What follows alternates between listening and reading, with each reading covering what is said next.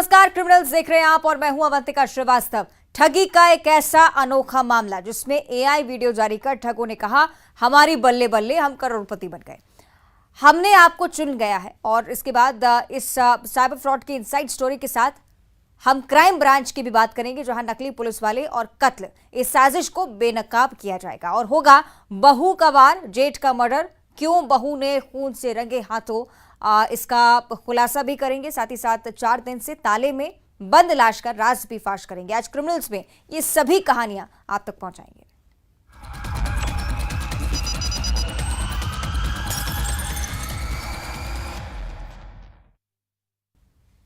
एक ऐसा वीडियो जिसमें 3 लड़कियां बारी बारी से कहती हैं कि हम करोड़पति बन गए, वो भी आपको चूना लगाकर। यकीन मानिए, ठगी का एक ऐसा ही पेतरा, एक ऐसा ही वीडियो आपने पहले नहीं देखा होगा। आखिर इस वीडियो में ऐसा क्या है, आप भी देखिए। और हां, नटवर लाल हैं हम, ये बात किसने और क्यों कही, ये भी समझिए।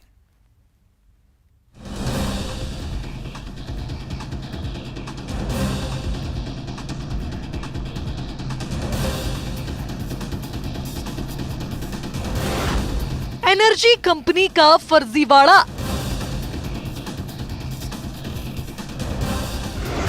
मुनाफे का मायाजाल,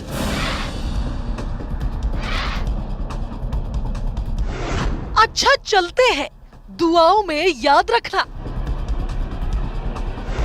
वो ठगते हैं और वीडियो जारी करते हैं। ठगी का एआई वीडियो, चोरी और सीना जोरी।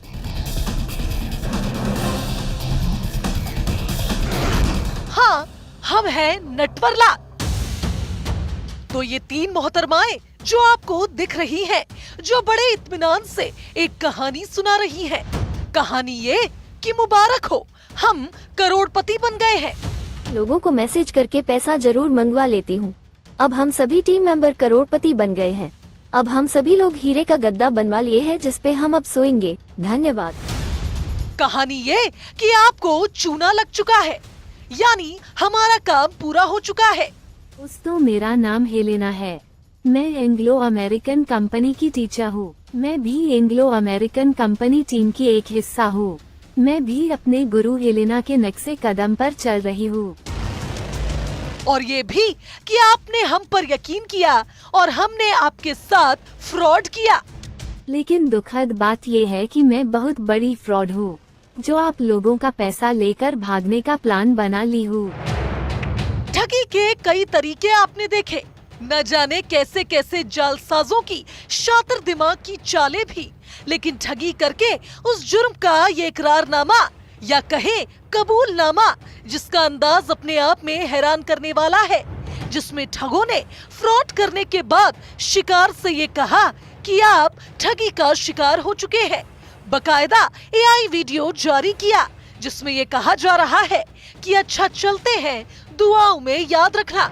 चोरी और सीना जोरी की अपने आप में ये अलग ही कहानी है, जिसमें बेखौफ ठगों का अंदाज हैरान करने वाला है। लेकिन दुखद बात ये है कि मैं बहुत बड़ी फ्रॉड हूँ, जो आप लोगों का पैसा लेकर भागने का प्लान बना ली हूँ। आप लोग मुझ पर इतना भरोसा दिखाए, उसके लिए दिल से शुक्रिया। धन्यवाद। अब ठगी कैसे हुई ये सुनिए। छत्तीसगढ़ में ठगी का ये पहला मामला होगा जब एक एनर्जी कंपनी ने ऑनलाइन ठगी की, जिसमें इन्वेस्टर्स को ये लालच दिया गया कि बस 1000 रुपए लगाएं और रोजाना 200 रुपए कमाएं, यानी मुनाफे का लालच। लेकिन इस लालच की असल कहानी तो ये ठगी का एआई वीडियो बयां कर रहा है। दरअसल ठग फर्जी कंपनी बंद कर फरार हो गए। तो मेरा नाम रुचिका है। मैं भी एंग्लो अमेरिकन कंपनी टीम की एक हिस्सा हूँ। मैं भी अपने गुरु हेलेना के नक्शे कदम पर चल रही हूँ। लोगों को मैसेज करके पैसा जरूर मंगवा लेती हूँ। अब हम सभी टीम मेंबर करोड़पति बन गए हैं। दोस्तों, मेरा नाम शिवानी है। मैं भी एंग्लो अमेरिकन कंपनी टीम की एक हिस्सा हूँ। मैं भी अपने गुरु हेलेना के नक्शे कदम पर चल रही हूँ। लोगों को मैसेज करके पैसा जरूर मंगवा लेती हूँ। अब हम सभी टीम मेंबर करोड़पति बन गए। अभी एक एप्लीकेशन में इन्वेस्टमेंट के नाम पर शिकायत मिली है जिसमें 3 लोगों के साथ इस तरह की ठगी की घटना हुई है कि किसी एप्लीकेशन पे 1000 रुपये इन्वेस्ट करो आप पर डे 200 रुपये कमा सकते हैं। तो लगभग लोगों ने 2.5 से 3 लाख रुपए में इन्वेस्ट कर दिया था। हम लोग इसकी भी जांच कर रहे हैं और इसमें जो भी जानकारियां मिलेगी उसके आधार पर आगे की कार्रवाई करेंगे। अब ठगी की इस कहानी में कैसे इन हाईटेक ठगों को पुलिस अपने गिरफ्त में लेती है, जो शिकार को चूना लगाकर मालामाल हो गए और शिकार के पास बचा तो ये ठगी का वीडियो। तो जरा ऐसे मुनाफे के खेल से सावधान। रायपुर से युगल तिवारी के साथ bureau report news 18 Madhya Pradesh Chhattisgarh. 4 से 5 दिन तक ताले में बंद रही एक लाश। जिस घर में कत्ल हुआ वहां हत्यारा ताला लगाकर फरार हो गया। मृतक मोबाइल नहीं रखता था। उसकी लास्ट लोकेशन पता करने के लिए पुलिस को खासी मशक्कत करनी पड़ी। सीसीटीवी के सुराग ने कैसे हत्यारे को बेनकाब किया। जिस आरोपी का जेल से बाहर आने का पुलिस वाले इंतजार भी कर रहे थे, आखिर गुत्थी क्या है, समझिए।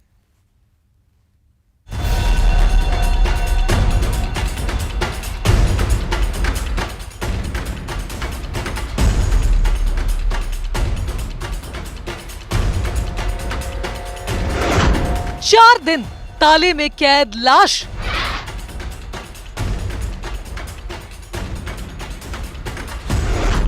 आरी से मर्डर, वहशीपन का वार।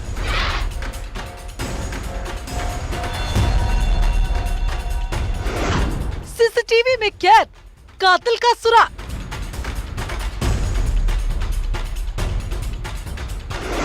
वो जेल से छूटा फिर जेल पहुंचा।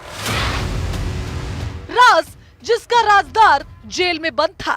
उज्जैन के चिमनगंज मंडी थाना इलाका, जिस इलाके में छोटी मायापुरी कॉलोनी के एक घर से बदबू आ रही थी। घर के बाहर ताला लगा था, लिहाजा लोगों को लगा इस घर में रहने वाला शख्स जितेंद्र रायकवार शायद बाहर गया हो। जितेंद्र अकेला ही रहता था, लेकिन घर से आ रही बदबू आखिर किस जुर्म की गवाही दे रही थी। जब मकान का ताला तोड़ा गया तो अंदर का मंजर बेहद डरावना था। अंदर लाश पड़ी थी जो 4-5 दिन पुरानी थी, पूरी तरह सड़ी गली। अब जितेंद्र की मौत कैसे हुई, सबसे बड़ा सवाल यही था।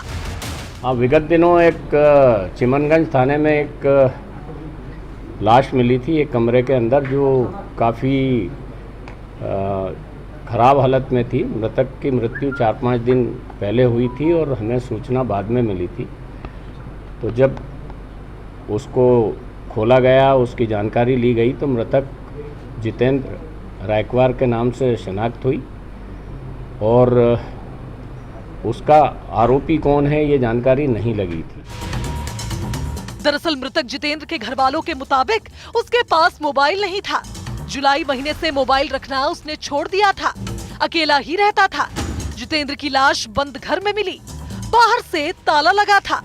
हत्या का केस पहली नजर में पुलिस को समझ आया, लेकिन अभी पोस्टमार्टम रिपोर्ट का पुलिस इंतजार कर रही थी। पीएम रिपोर्ट से हत्या के शक पर मुहर लगी। आरी से गला काटकर जितेंद्र की हत्या की गई थी।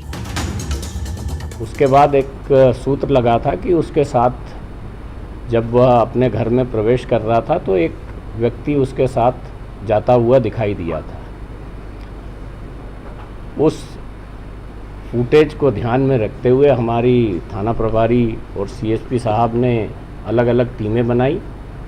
उनने काफ़ी बारीकी से घटनास्थल की जांच की, मेडिको लीगल वालों से बात की, पीएम करने वाले डॉक्टर से बात की। सवाल नंबर 2, आखिर कातिल कौन है? जितेंद्र मेहंदी की फैक्ट्री में काम करता था। कई लोगों से पूछताछ की गई, उसके जानने वालों से भी सुराग तलाशा गया और फिर सीसीटीवी फुटेज से पुलिस को अहम क्लू हाथ लगा, जिसमें वो मिसिंग वाले दिन ई रिक्शा में किसी के साथ बैठा दिखा। घर में उसी शख्स के साथ जितेंद्र ने एंट्री की थी।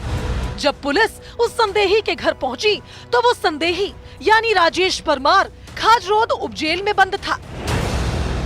व्यक्ति को आइडेंटिफाई किया, राजेश परमार, जो शिवशक्ति नगर में रहता है। उसकी जानकारी उठाने पे पता चला कि वो किसी आपस के मामले में झगड़े में खाचरोद जेल में बंद है तो जैसे ही जेल से वो छूटा, उसको हमारी टीम ने हिरासत में लेके इस प्रकरण के बारे में पूछताछ की, तो राजेश परमार ने अपना जुर्म स्वीकार किया। पुलिस की टीम राजेश के जेल से बाहर आने का इंतजार कर रही थी। जैसे ही राजेश जेल से रिहा हुआ, उसे कस्टडी में लेकर पुलिस ने पूछताछ की और राजेश को दोस्त की हत्या के जुर्म में सलाखों के पीछे पहुंचा दिया। खाना बनाने का विवाद,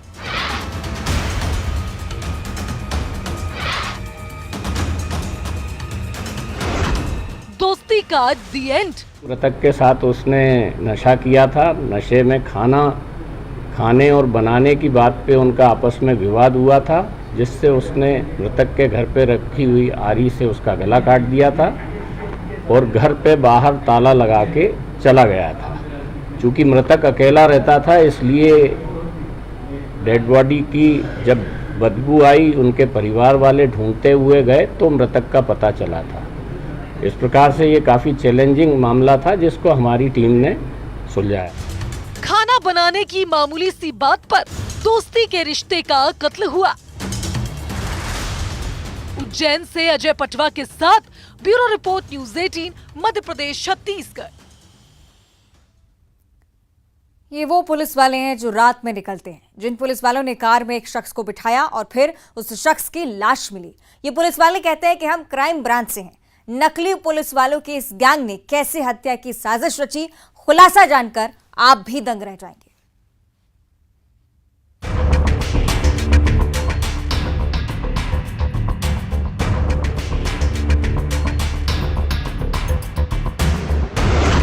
हम क्राइम ब्रांच से हैं।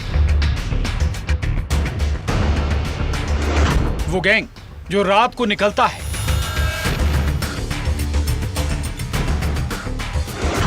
गिरोह करे सवाल, फिर करे वारदात। हत्या की दिल दहला देने वाली साजिश, अपहरण, लूट, मर्डर।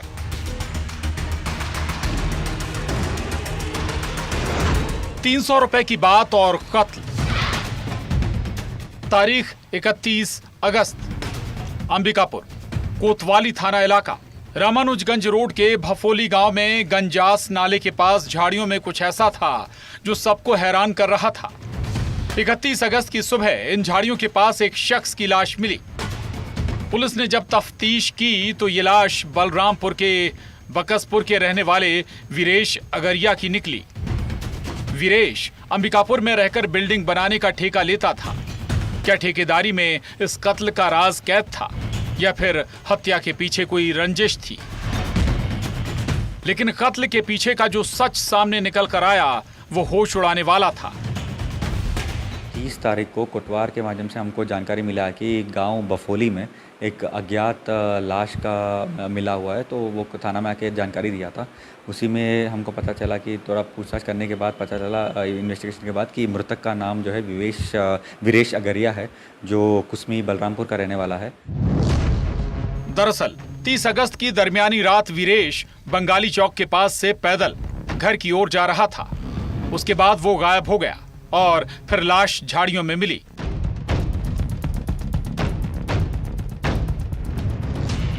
जिस कत्ल का कनेक्शन इस गैंग से था, जो जशपुर के बगीचा से अंबिकापुर वारदात करने आती थी, पुलिस को मुखबिर से यही क्लू मिला था।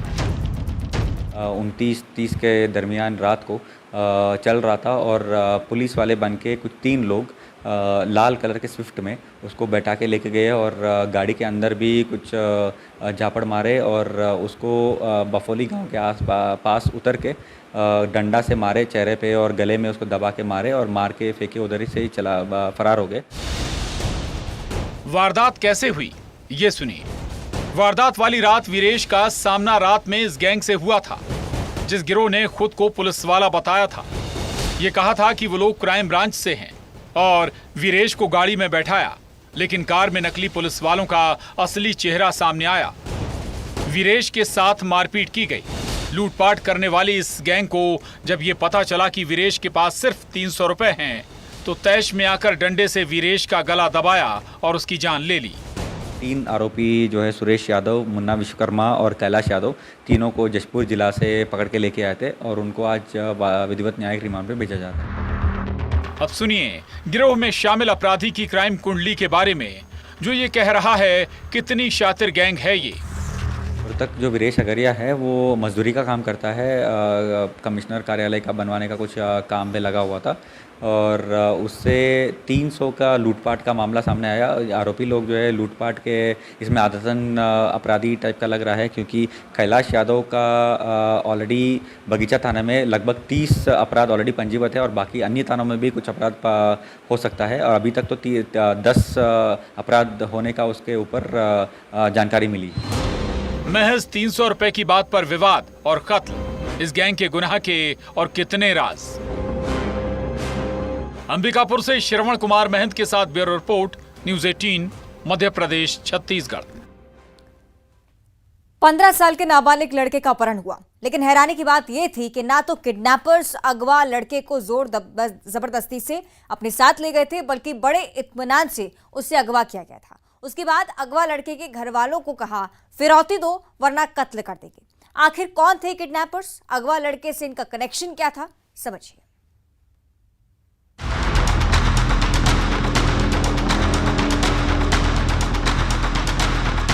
किडनैपिंग की अपने आप में हैरान करने वाली ये वारदात है, जब ये किडनैपर कॉल करके अगवा शख्स के घर वालों को कहते हैं फिरौती दो वरना बेटे को मार डालेंगे।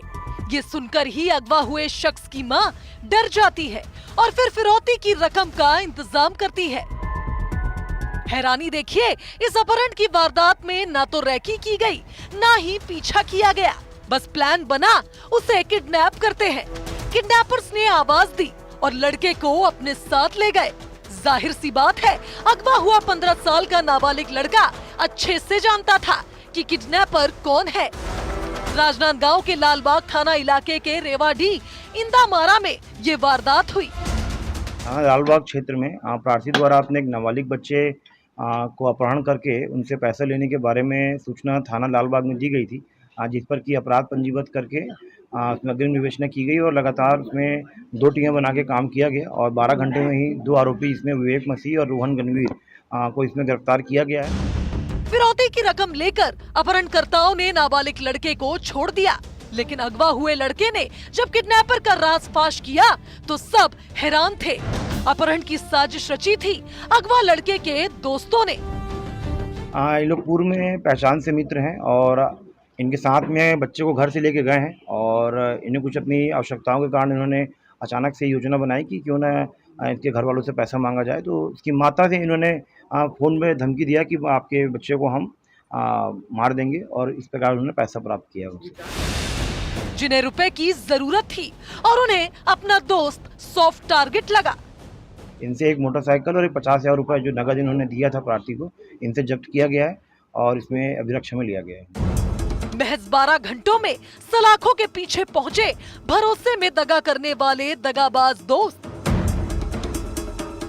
राजनांदगांव से राकेश यादव के साथ bureau report, news 18, Madhya Pradesh, Chhattisgarh.